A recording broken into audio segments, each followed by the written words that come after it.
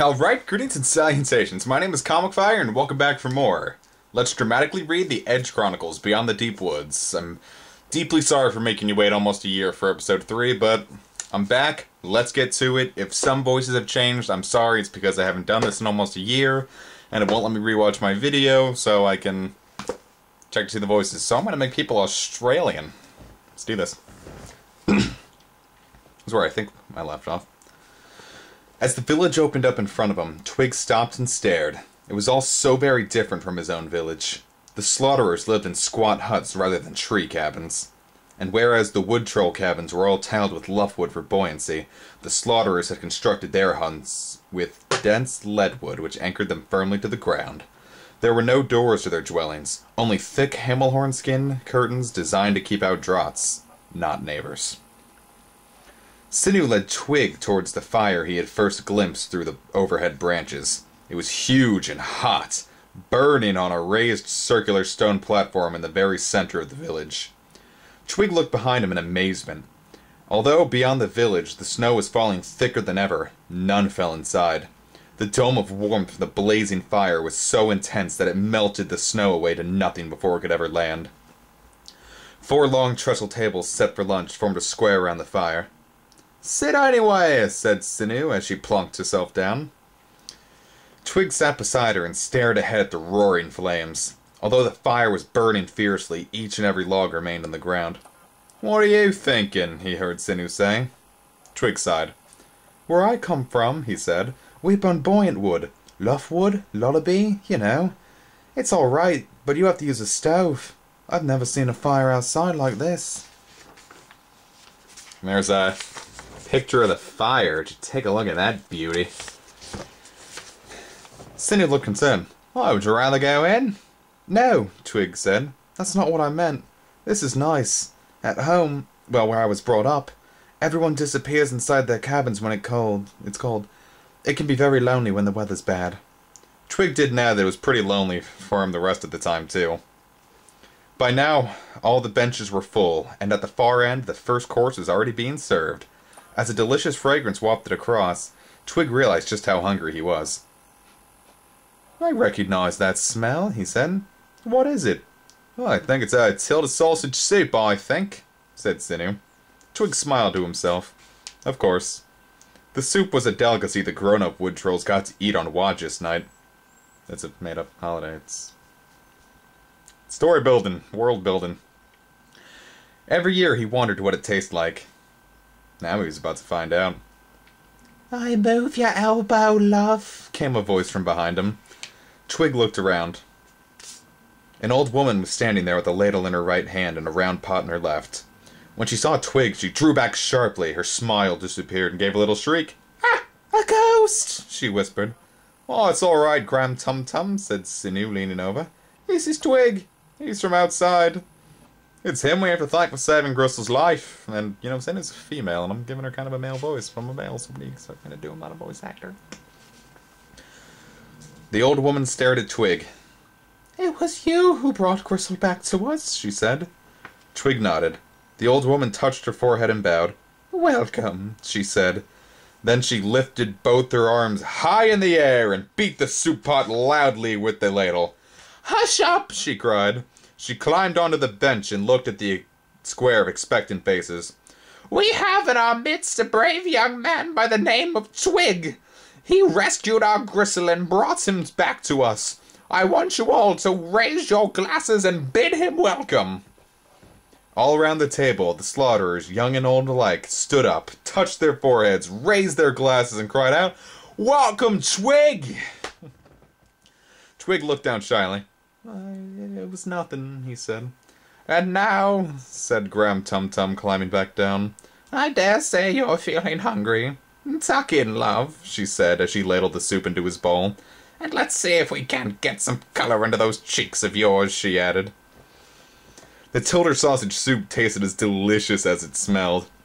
Simmered until the sausages were soft, in stock seasoned with niblick and orange grass. The soup was rich and spicy, and it was also just the start. Juicy Himmelhorn steaks rolled in seasoned knot-root flour and deep-fried in Tilda oil came next, accompanied by earth apples and a tangy blue salad. This was followed by the honey trifle and Delbleury blancmange, and small wafer biscuits drenched in treacle. Yum. Twig had never eaten so well, nor drunk so much. A large jug full of wood apple cider stood in the center of each of the 4 tables, and Twig's mug was never allowed to empty. As the meal went on, the atmosphere grew increasingly rowdy. The slaughterers forgot about their guests, and the air, already blazed by the warmed by the blazing fire, I should say, became warmer still, with laughter and joking, with the telling of tales and sudden bursts of song. And when Gristle appeared, apparently none the worse for his ordeal, everyone went mad! They cheered, they clapped, they whooped and whistled, their crimson faces aglow in the bright firelights. 3 men jumped up and hoisted Gristle onto their shoulders, and while they paraded him around and around, the rest of the slaughterers beat their mugs on the table and sang a simple song in their deep and syrupy voices. Welcome back, lost slaughterer, welcome like a stranger, welcome back from the deep, deep woods, welcome back from danger. And there's them singing, and they're having a good little time. I'm having fun. You having fun? Over and over they repeated the verse, not all together, but as a round, with each table of slaughterers waiting their turn to start singing. The air was filled with swirling harmonies, more beautiful than Twig had ever heard. Unable to resist, he joined in. He banged the table to the beat with his own mug, and soon he was singing the words with the rest. After the 3rd circuit of the tables, the men approached Twig himself. They stopped directly behind him and placed Gristle down on the ground. Twig stood up and looked at the slaughterer boy. Everyone fell silent. Then, without saying a word, Gristle touched his forehead, stepped solemnly forward, and touched Twig on his forehead. His face broke into a smile. We are brothers now! Brothers, Twig thought. If only. Thank you, Gristle, but wah! He cried as he himself was hoisted up onto the men's shoulders. Swaying precariously from side to side, Twig smiled, then grinned, then laughed with delight, as the men carried him once, twice, thrice, and 4 times around the table, faster and faster. He looked down dizzily at the red blur of happy faces beaming back up at him, and knew that he had never felt as welcome as he did now, here in the bubble of warmth and friendliness that was the slaughterer's Deepwood home. It would be nice, he thought, if only I could stay here. At that moment, the air resounded with the sound of the gong clanging for the 2nd time. The 3 slaughterers stopped running abruptly, and Twig felt the earth once again beneath his feet. Lunch is over, what? Sinew explained as the slaughterers all jumped up from their benches, and, still laughing and singing, returned to work. Would you like to look round? She asked. Twig stifled a yawn and smiled sheepishly. I'm not used to being up at this time, he said. But it's the middle of the night, said Gristle. You can't be sleepy. Twig smiled. I was up all day. Sinew turned to her brother. Well, if Twig wants to go to bed... No, said Twig firmly. I'd like to look round. They took him first to the Hamelhorn pens. Twig stood on the bottom rail and looked at the shaggy beasts with their curling horns and sad eyes. They were chewing drowsily. Here's a Hamelhorn, by the way. Complacent little beast, isn't he? Twig leaned over and patted one of the animals on the neck. Irritated, the Hamelhorn knocked his hand away with a toss of its horned head. Twig drew back nervously. They may look docile, said Sinew, but Hamelhorns are unpredictable animals by nature. You can't turn your back on them for a minute. Those horns can hurt. And they're clumsy, Gristle added. Well, that's why we all have to wear thick boots. I like that one. I'm going to keep it. We've a saying, said Sinew. The smile of a Hamelhorn is like the wind. You never know when it's going to change. But do they taste? They do taste good, said Gristle. At the smokehouse, Twig saw row upon row of tilder carcasses hanging on hooks. Ew. A large kiln fueled with red oak chips produced a deep crimson smoke which gave the tilder ham its distinctive flavor. It was this smoke, rather than blood, which had stained the slaughterer's skin. They certainly like their ham if they're willing to get stained for it. Not a single part of the tilder was wasted. The bones were dried and used like wood, the fat was used for cooking, for oil lamps and candles, and for greasing the cogs of the tarp rollers. The coarse fur was spun into the rope, and the antlers were carved into all kinds of objects, from cutlery to cupboard handles. The more I go on, the more I mispronounce things because my voice gets tired. It was the leather, however, which was the most valuable part of the animal. "This is where the hide is rilked," said Gristle. Twig watched the red-faced men and women pummeling the hides with large round stones. "I've heard this sound before," Twig said, "when the wind is from the northwest." "Hey, it softens the leather," Sinew explained. "Makes it easier to mold." "And these," said Gristle, moving on, "are the tanning vats. We only use the finest leatherwood bark," he added proudly. Twig sniffed at the steaming vats. It was the smell he noticed when he was floating above the village. "Oh, that's why our leather's so popular," said Sinew. "The best in the deep woods," said Gristle. "Even the sky pirates use it." Twig spun round. "You deal with the sky pirates," he said. "Our best customers," said Gristle. "They don't come often, but when they do, they take whatever we've got." Twig nodded, but his mind was elsewhere. Once again he saw himself standing at the prow of a pirate ship with the moon above and the wind in his hair sailing across the sky. "Will they be back soon?" he asked at last. "Oh, the sky pirates?" said Gristle and shook his head. "It's not long since they were last here. They won't be back for a while now." Twig sighed. He suddenly felt immensely weary. My throat's feeling immensely weary. Let me take a sip of my water.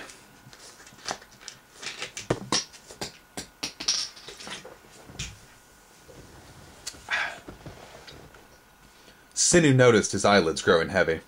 She took him by the arm. "Come," she said. "You must rest. Ma Tatum will know where you're to sleep." This time, Twig did not argue. Almost dead on his feet, he followed Sinew and Gristle to their huts. Inside, a woman was mixing something red in a bowl. She looked up. "Twig," she said, and wiped her hands on her apron. "I've been wanting to see you." She bustled her way towards him and folded him in her stubby arms, the top of her head pressed against Twig's chin. "Thank you, Pale One," she sobbed. "Thank you so much." Then she pulled herself away and dabbed at her eyes with the corner of her apron. "Take no notice," she sniffed. "I'm just a silly old woman." "Ma Tatum," said Sinew. "Twig needs to sleep." "I can see that," she said. "I've already put some extra bedding in the hammock. But before that, there are one or two important things She began rummaging furiously through a chest of drawers, and the air was soon filled with the things she was not looking for.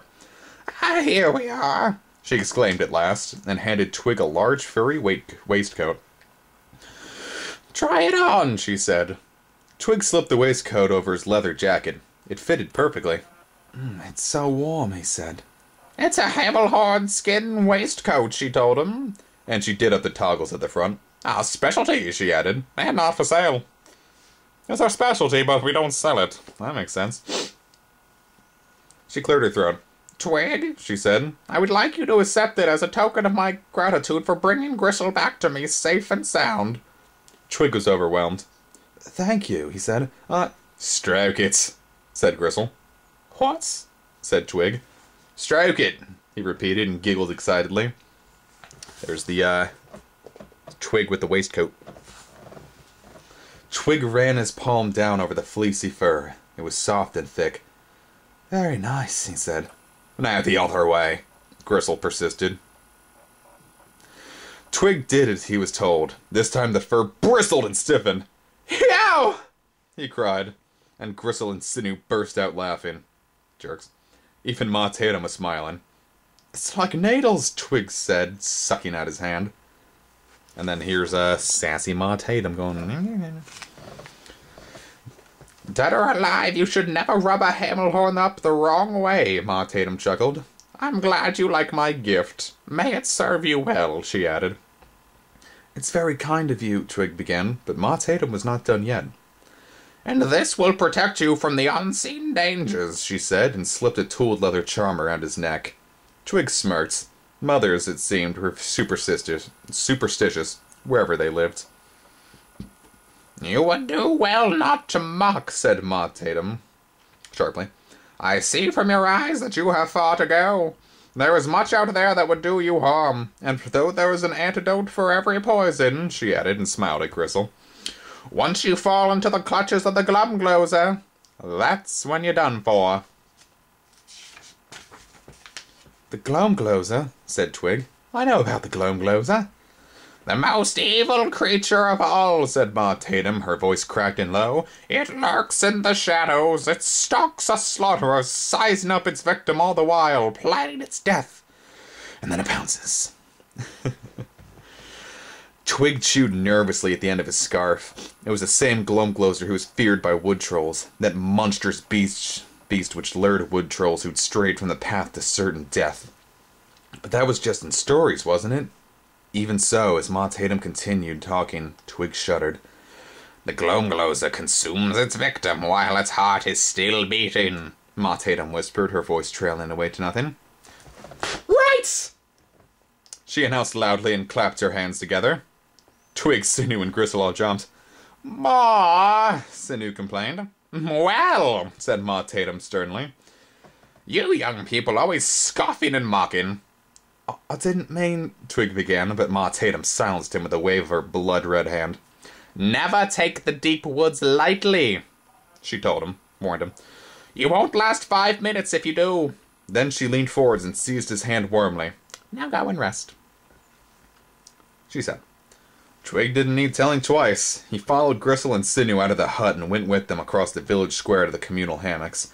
Strung between the trunks of triangle of dead trees, the hammock swung gently to and fro all the way up. Twig was, by now, so tired he could scarcely keep his eyes open. He followed Gristle up a ladder which was lashed to the side of one of the trees. I need to rest my voice for a second. He followed Gristle up a ladder which was lashed to the side of one of the trees. "This is ours," said the slaughterer when they reached the uppermost hammock. "And there's your bedding." Twig nodded. "Thanks," he said. The quilt Ma Tatum had left for him was near the far end. Twig wobbled across the hammock on his hands and knees and wrapped it around him. The next moment he was fast asleep. Twig was not disturbed by the rising sun, nor by the sound of the stone slab being dragged across the ground until the fire was directly beneath the hammocks. That doesn't seem safe. And when it was time for Gristle and Sinew and the others of the Tatum family to go to bed, Twig didn't notice a thing as they climbed into the massive hammock and settled down all around him. Twig slipped into a red dream. He was dancing with red people in a huge red hall. The food was red, the drink was red, even the sun streaming in through the far windows was red. My shirt isn't red, though. It was a happy dream. A warm dream. Until the whispering began, that is. "Very nice, very cozy," it hissed. "But this is not where you belong, is it?" In his dream, Twig looked round. A gaunt, cloaked figure was slinking off behind a pillar. As it did so, it scratched a long, sharp fingernail over the red surface. Twig stepped tentatively forward. He stared at the scratch in the wood. It was weeping like an open wound. Suddenly the whispering returned directly in his ear. "I am still here," it said. "I'm always here." Twig spun round. He saw no one. "You silly little fool," came the voice again. "If you want to discover your destiny, you must follow me." Twig stared in horror as a bony hand with yellow talons emerged from the folds of the cloak, reached up and clasped the hood. It was about to reveal its face. Twig turned away, but he couldn't move. All at once, the creature cackled with hideous laughter and let its hand drop down by its side. "You shall know me soon enough," it hissed and leaned towards him conspiratorially. Twig's heart pounded furiously. He felt the warmth of the creature's breath against his ear, and smelt a sulphurous mustiness which seeped from its hood and cloak. "Wake up!" The sudden cry exploded in Twig's head. He shouted out in fear and opened his eyes and looked around himself in confusion. It was light and he was high up, lying on something soft. Beside him were the red-skinned individuals, all red, snoring softly. Red. He looked at Gristle's face, calm in sleep, and everything came back to him. "Wakey, wakey up there," he heard. Twig clambered to his knees and looked over the edge of the hammock. Far below him was a slaughterer, the only one still up. He was stoking the fire. "Was that you?" Twig called down. The slaughterer touched his forehead lightly and nodded. "Ma Tatum told me not to let you sleep through the day, Master Twig," he called back. Not with your being a creature of the sun. That wasn't actually a mispronunciation on my part. It says your being a creature. And here's Twig in a hammock. That's Twig right there. Here's the hammock right there. Twig looked up at the sky. The sun was almost at its highest. Now he slept late. He made his way to the end of the hammock, taking care not to wake any of the slumbering family, and climbed down the ladder. "That's it, Master Twig," said the slaughterer, and helped him down from the bottom rung. "You've a long journey in front of you." Twig frowned. "But I thought I might stay a while," he said. "I like it here, and I won't be missed by Cousin Snetterbark, at least not for the time being." "Stay here," said the slaughterer in a sneering voice. "Stay here? Oh, you wouldn't fit in here at all. Why, Ma Tatum said only this daybreak what a gawky, ugly little fellow you are, with no feeling for leather." "Ma Tatum said that?" Twig swallowed the lump rising in his throat. "But she gave me this coat," he said, touching it lightly. The fur bristled and stood on end. "Ouch!" he yelped. "Oh, that," wheedled the slaughterer. "You don't want to take no notice of that. It's just an old coat. Can't give 'em away normally," he added and laughed spitefully. "Nah, you want to go back to your own kind, and the path you want lies just over that way." The slaughterer pointed into the forest, and as he did so, a flock of grey birds billowed noisily up into the sky. "I will," said Twig. His eyes were smarting, but he wouldn't cry. Not in front of this little man with his red face and fiery hair. "Aye, watch out for the gloam, Glowza," the slaughterer called out, his voice nasal and mocking. I didn't make it sound nasal at all, but... As Twig reached the trees. "I'll watch out for the gloam, Glowza, all right," muttered Twig. "And stuck-up slaughterers who treat you like a hero one minute and a box like the next." That wasn't actually in the book. He just said barks like the next. He turned to say as much, but the slaughterer was already gone. Twig was on his own once more. Alright, on to Chapter 4. The Skull Pelt. As the forest, green and shadowy and forbidding, closed in around him once more, Twig nervously fingered the talismans and amulets around his neck one by one. If there was some powerful evil at the heart of the deep woods, then could these small pieces of wood and leather truly be enough to keep it at bay? "Oh, I hope I'll never have to find out," he muttered. On and on Twig walked. The trees became unfamiliar. Some had spikes, some had suckers, some had eyes. Ew. All of them looked dangerous to Twig. Sometimes they grew so close together that, despite his misgivings, Twig had no choice but to squeeze between their gnarled trunks. Time and again, Twig cursed his shape and size. Unlike the wood trolls and slaughterers, who were short, or the bander bear, which was strong, he was not designed for a life in the deep woods. Then why does this species exist? And yet, when the trees abruptly thinned out, Twig grew still more anxious. There was no more sign of the promised path. He glanced over his shoulder for any creature that might mean him harm as he scurried across the wide, dappled clearing as quickly as he could and back into the trees. Apart from a small furry creature with scaly ears which spat at him as he passed, none of the Deepwoods inhabitants seemed interested in the gangly youth hurrying through their domain. "Surely if I'll keep going I'll reach the path," he said. "Surely," he repeated, and was shocked by how small and uncertain his voice sounded. Behind him an unfamiliar high-pitched squeal echoed round the air. It was answered by a second squeal to his left and a third to his right. "I don't know what they are," thought Twig, "but I don't like the sound of them." He kept walking straight ahead, but quicker now. Beads of sweat broke out across his forehead. He bit into his lower lip and started to run. "Go away," he whispered, "leave me alone." As if in response, the squeals echoed louder and closer than before. Head lowered and arms raised, Twig ran faster. He crashed through the undergrowth. Creepers lashed his body. Thorns scratched his face and hands. Branches swung across his path as if trying to trip him up or knock him senseless. And all the while, the forest was growing deeper and denser and, as the canopy of leaves closed above his head, dismally dark. Suddenly, Twig found himself staring at a turquoise light which sparkled like a jewel far away in front of him. For a moment he wondered whether the unusual color might signal danger, but only for a moment. Already the strains of soft, hypnotic music were washing over him. As he got closer, the light spilled out onto the leafy forest floor. Twig looked down at his feet, awash with turquoise green. The music, a swirl of voices and strings, grew louder. Twig paused. What should he do? He was too frightened to go on, but he couldn't go back. He had to go on. What could be awaiting Twig in this turquoise green layer of illusion? You'll find out in episode 4 if Let's Dramatically Read the Edge Chronicles Beyond the Deepwoods, and I promise it won't take a year to get back to it this time. Alright, see you guys then.